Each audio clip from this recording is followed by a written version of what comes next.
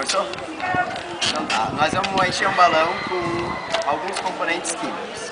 O primeiro, vinagre, sai mosca.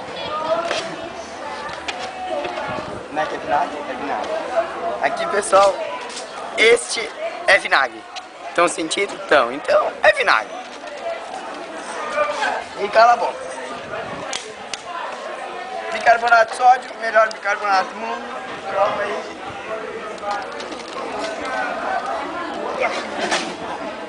Show de bola. Bicarbonato de sódio aqui da Bretsky. Melhor bicarbonato do mundo, 99 centavos. É demais. Melhor que nosso dinheiro pode pagar.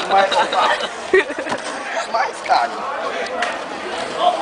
Assistente, cadê tu? Assistente, não dá pra... Abre aí. Fica boiando. Vamos abrir o buraquinho, vamos abrir o buraquinho. Então suja você.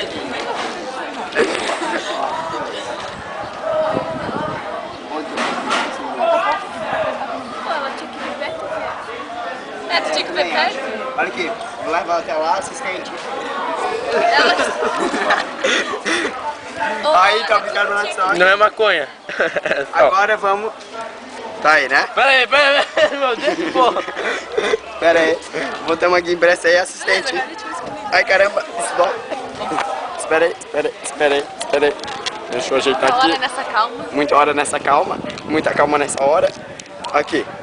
Daí nós pegamos... Ó, ficou um bolinho aqui. Que coisa... Olha! Cara, é demais. Coisa demais. Tá enchendo, vai explodir.